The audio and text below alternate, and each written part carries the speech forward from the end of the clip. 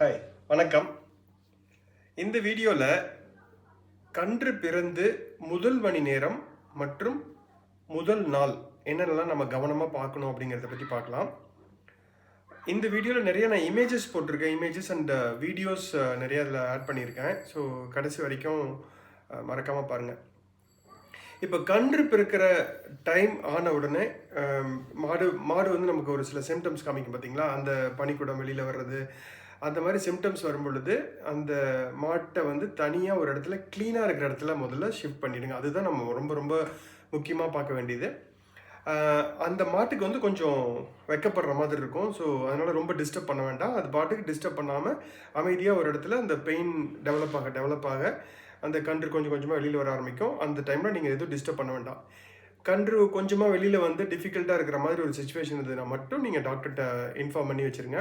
தேவைப்பட்டால் கூப்பிட்றோம் அப்படிங்கிற மாதிரி ஒரு அரேஞ்ச் பண்ணி வச்சிட்டிங்கன்னா பெட்டராக இருக்கும். இப்போ கன்று வெளியில் வந்ததுக்கப்புறம் என்னென்னலாம் பண்ணணும் அப்படின்னு சொல்லி பார்க்கலாம். இப்போது கன்று வெளியில் வந்ததுக்கு அப்புறமா மேலே இருக்கிற அந்த ஒரு இப்போ சளி மாதிரி ஒரு படலாம் இருக்குது பார்த்தீங்களா? அதை வந்து ஃபுல்லாக க்ளீன் பண்ணிவிடுங்க. அதுதான் நம்ம ஃபஸ்ட்டு பண்ண வேண்டியது. அந்த இப்போ நார்மலாக மாடுகளை விட்டுட்டா அதுவே நக்கி கூட அந்த என்டையர் போர்ஷனை வந்து ரெடி பண்ண ஆரம்பிச்சிடும்.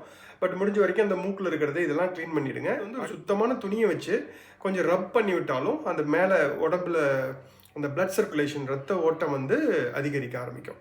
இப்போ வந்து கன்றுக்குட்டி ரெடி ஆகிடுச்சு. பட் அந்த கீழே தூசு மேலே வந்து படுத்துருக்கும் போது அந்த தொப்புள் கொடி வந்து அந்த தூசெல்லாம் பட்டுக்கிட்டு இருக்கும். இப்போ தொப்புள் கொடி மேலாண்மை என்னென்ன பண்ணணும் அப்படின்னு சொல்லி ஃபஸ்ட்டு வந்து அந்த தொப்புள் கொடி வந்து ஒரு 1 இன்ச் 1.5 இன்ச் விட்டுட்டு ஒரு டைட்டாக கிளிப் கிடைக்கும். கிளிப்பு போட்டிங்கனாலும் ஓகே. இல்லை வந்து ஒரு சுத்தமான நூலில் வந்து நல்லா கட்டி விட்டுருங்க. கட்டிட்டு ஒரு 1 இன்ச் விட்டுட்டு அதை கட்டினதுக்கப்புறம் ஒரு 1/2 இன்ச் விட்டுட்டு அதை வந்து ஒரு சுத்தமான கத்திரிக்கோலையோ இல்லை வந்து ஒரு பிளேடு வச்சுட்டு அதை வந்து கட் பண்ணிவிடுங்க. கட் பண்ணதுக்கப்புறமா டிங்சர் வச்சு அதை நினைக்கணும். இப்போ சப்போஸ் நீங்கள் கப்ஸ் யூஸ் பண்ணுறீங்கன்னா அந்த கப்பில் வந்து நீங்கள் டிங்சர் அயோடின் போட்டு அதை நினைக்கிறீங்க அப்படின்னா அந்த கப்பு வந்து ப்ராப்பராக சுத்தமான கப்பாக யூஸ் பண்ணுற மாதிரி பார்த்துங்க. ஒரே கப்பை வந்து மல்டிபிள் பலவித கன்றுக்குட்டிகளுக்கு யூஸ் பண்ண வேண்டாம். அடுத்ததான் நம்ம பார்க்க வேண்டியது வந்து இப்போ டிங்சர் அயோடின் வச்சிட்டிங்க, அது வந்து காய ஆரம்பிச்சிடும். ஏன்னா அதுதான் ரொம்ப ரொம்ப முக்கியமாக நம்ம பார்க்க வேண்டியது. இப்போ கண்ணு பிறந்துருச்சு, அதுக்கான டிங்சர் அயோடின்லாம் செட் பண்ணி அதை ப்ராப்பராக பண்ணிட்டீங்க. சில இடத்துல அந்த காலத்தில் பார்த்தீங்கன்னா ஒரு துணி கட்டி விட்டுருவாங்க. அப்படி பண்ணுறதுனால ஓகே. அடுத்தது இப்போ வந்து சீம்பால் கொடுக்கறது. இப்போ சீம்பால் ஏன் வந்து முதல் மணி நேரத்துக்குள்ளேயே கொடுக்கணும் அப்படின்னு சொல்லிட்டு இருக்கோன்னா, அந்த வயிற்றுக்குள்ளே குடலில் இருக்கிற அந்த அந்த சத்துக்களெல்லாம் உறிஞ்சக்கூடிய இடம் இருக்குது பார்த்தீங்களா? அந்த இடம் வந்து பர்டிகுலர்லி இந்த நோய் எதிர்ப்பு சத்துக்களை கொடுக்கக்கூடிய அந்த அந்த ஊட்டச்சத்துக்கள் வந்து கொலஸ்ட்ராம்லேருந்து வரும். இது வந்து உள்ளே அப்சார்ப் பண்ண முடியாமல் போயிடும். அந்த எந்த இடத்துலேருந்து அது வந்து உள்ளே அப்சார்ப் ஆகணுமோ அந்த இடம் வந்து சுருங்க ஆரம்பிச்சிடும். ஸோ இப்போ வந்து அந்த சுருங்கிறதுக்கு முன்னாடி நம்ம வந்து அந்த கொலஸ்ட்ரத்தை வந்து கொடுத்துருக்கணும். ஸோ இப்போ கொலஸ்ட்ரம் ரெடி பண்ணிட்டீங்க. இப்போ மாட்டிலேருந்து பீச்சிட்டு கொடுக்கலாம், இல்லை வந்து டைரெக்டாக நீங்கள் ஊட்ட விடுறது தான் நிறைய இடத்துல நம்ம பண்ணிகிட்ருக்கோம். பீச்சினதுக்கு அப்புறம் ஊட்ட விடுவாங்க. ஆக்சுவலி அதுக்கு வந்து அந்த முழுமையான சத்துக்கள் வந்து கன்றுக்குட்டிக்கு போக வேண்டியது இருக்கும். ஸோ இப்போ வந்து சப்போஸ் கன்று வந்து டைரெக்டாக நீங்கள் வந்து மாட்டில் சீம்பாலை ஊட்ட விடுறீங்க அப்படின்னா அந்த காம்புகளை வந்து சுத்தமாக கழுவிடுங்க. ஏன்னா அது வந்து ரொம்ப அடைச்சிருக்கும், நிறைய தூசுகள் இருக்கும்.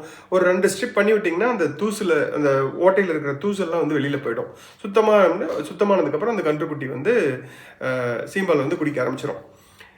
இப்போது எவ்வளோ கொடுக்கணும் அப்படின்னா அதனுடைய உடல் எடை அப்ராக்சிமேட்லி 30-35 கிலோ இருக்குது அப்படின்னா அந்த உடல் எடையில் 10%, அதாவது 3 லிட்டர் வந்து அதுக்கு ஒரு நாளைக்கு தேவைப்படும். இப்போ மாட்டில் வந்து ஒரு 5-6 லிட்டர் வந்திருக்கு அப்படின்னா 3 லிட்டரில் வந்து ஒரு 1 லிட்டரோ 1.5 லிட்டர் அதை வந்து ஃபஸ்ட் டைம் ஒரு 1 மணி நேரத்துக்குள்ளே கொடுக்கறதுக்கு ட்ரை பண்ணுங்கள். அப்புறம் ஒரு 3-4 மணி நேரம் கழிச்சுட்டு மறுபடியும் இன்னும் கொஞ்சம் கொடுக்கலாம். ஸோ அந்த என்டையர் டேயில் வந்து அந்த 3 லிட்டர் கொடுத்துருக்கணும்.